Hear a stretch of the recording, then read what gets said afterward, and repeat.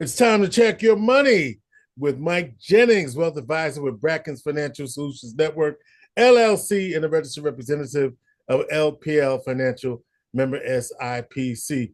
Good morning, Mike. How you doing? I'm doing good, George. It's a new month. We're in August. Already? Yeah. Okay. I guess it is August. Wow. Yeah. It, Some, I, some Summer's getting out of here. I'll tell you that. man, listen, it's been hot this past week, but I'm all right with it because you know what happens a few months down the road. So I'm not complaining at all. Exactly. Exactly. But getting on with the show, I've worked through some issues with some of our clients recently regarding their businesses. And I know we've talked, a lot to our business owner listeners out there about plenty things when it comes to, actually running a business, but not necessarily, starting a business and when what kind of businesses are out there. Um, I've seen many people recently take up a hobby or take a hobby or something that they are good at and turn it into an actual business. And thanks to entities like Center State CEO, luckily I've been able to have a hand in celebrating a bunch of local small businesses and their achievements. So I wanted to come on here and talk about the different types of businesses, and one that has always been popular, but I see a lot more people on things like social media start talking about it more in certain conversations. But that is, of course, the LLC. So we ready to get started, George? Let's hit it, Michael. All right, all right. So what is an LLC, right?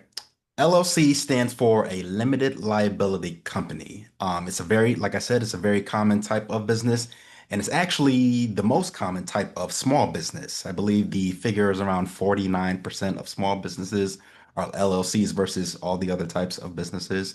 So very, very common, very popular. Now, what does the limited liability mean, right? You say LLC, but what does that mean, Yeah, right? let's get that. Now, we all know that getting into business isn't the easiest thing. At best case, everything possible goes right with setting up and running the business. But realistically, many businesses and their owners will face all sorts of challenges.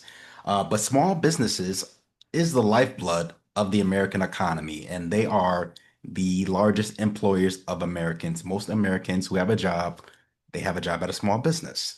So, in order to allow Americans to venture into the world of business and set themselves up for success without taking on all of the risks personally, we utilize things such as LLCs. So, LLCs create a business entity separate from the owner or owners if there's multiple people that own the LLC. Um, this creates a barrier where certain liabilities are not transferred to the owners. So, for example, let's say someone trips and falls on your business's property, which, like you just mentioned, in a few months, that might be that might be the reality for a lot of people. You know, it's not hard to imagine during the Syracuse winters. That person could possibly sue your business, but because your business is a separate legal entity, that means you are not automatically implicated as the owner. Now, there are a couple exceptions that I'll make note of a bit later, but at the front, at the outset, you are not automatically liable as the owner of that business. And we have one right here, Brackens Financial Solutions Network, There you go. LLC. Now, I hope nobody slips and falls coming in here. Okay, good. We Look, are in a building, so you oh, might have a few other properties to get through. I know that's right. All right, so you're sounding good so far, but what is the advantage of starting an LLC versus just going into business? Yes. So in comparison to, let's say, just going into business for yourself, which, we call like a sole proprietorship, the biggest difference will be that liability piece we just talked about. Now, technically, you can just start a business, but if you do that, there's no separation. You are the business.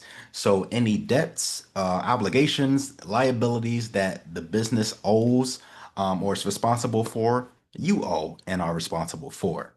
But another big advantage that comes with LLCs comes in its flexibility and taxation. Now, a lot of people aren't aware of this, but LLCs are hybrid entities that are technically not specifically recognized by the federal government. So what does that mean? LLCs are created, they're filed and regulated for the most part in whichever state they are formed in. So if you form an LLC right here in Syracuse, then that LLC is filed with the state of New York. Because of this, LLC owners can choose how their business will be taxed when it comes to, federal taxation.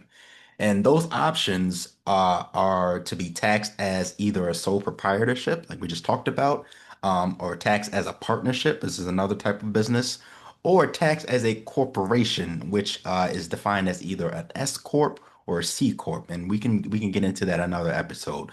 But choosing anything other than a C corp allows for what is known as pass-through taxation. Now, what is that? So we know that people who earn an income, they owe taxes, and so do businesses. So pass-through taxation means that the tax liability passes through the business, so pass right through the business, and the business itself does not pay taxes, and the profit that is generated by the business is treated as taxable income for the owner or the owners if it's multiple owner LLC. Now, this saves you as the owner from being taxed twice as you would if you would have chose a C corp taxation. Because who wants to be taxed twice? Who would choose that, right? Um, this also means that losses from the business are also passed through to the owners, which can also be deducted from your personal taxes. So that'll take away your tax liability on the personal level as well. All right, so you definitely have a lot going on here. I'm sure aspiring entrepreneurs out there are wondering what this means for them and how they will go about choosing to start an LLC. Yeah, for sure, George. And that question involves plenty of conversations around business planning. But when it comes to filing and registering LLC with your state, it will take a bit of paperwork and some requirements that many may not be aware of, such as in New York State, and a few other states, um, where there's a formation of an LLC that must be published by two news organizations within the county of formation. So again, if you were to start a business right here in Syracuse, New York, you have to publish once that business is formed for, I believe, 6 weeks before actually starting to do business. In two of the local newspapers here or any of the news organizations within Onondaga County. Now that sounds like a hassle, but in the grand scheme of everything related to running a business, this isn't the worst. This is just something you have to do to get started, to get into business. Mm-hmm. And the fees related to everything with forming an LLC, which is the actual filing, which is like $200. That publishing requirement, which is 50, and you may choose to have a DBA or to reserve your name in that time period. So that could be anywhere between $250 to $300. So be prepared for that as well. Now, some quick things I will wrap up with.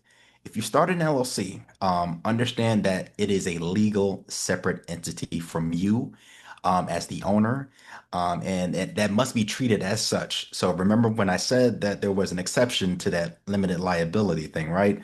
Your business's financials, your business's accounts, bookkeeping, etc., must all be separate from your own personal finances. Otherwise, you can be seen as being responsible for the business and be held liable for a judgment against the business itself. That's known as piercing the corporate veil. Overall, to best determine what sort of business entity to set your business up as, obviously consult with professionals such as your business or tax attorney. And of course, to make sure that your business planning aligns with your personal financial goals, or if you're considering taking that leap from being an employee to being self-employed, give your friendly neighborhood advisor a call at 315-748-5540. Again, that's 315-748-5540, or send me a quick note at michael.jennings@brackensfsn.com. You down with LLC? Yeah, you know me. I just had to do that. Anyway, Mike Jennings is a wealth advisor with Brackens Financial Solutions Network, LLC, and a Yeah, registered representative of there you go. LPL Financial. member SIPC. He is your friendly neighborhood advisor.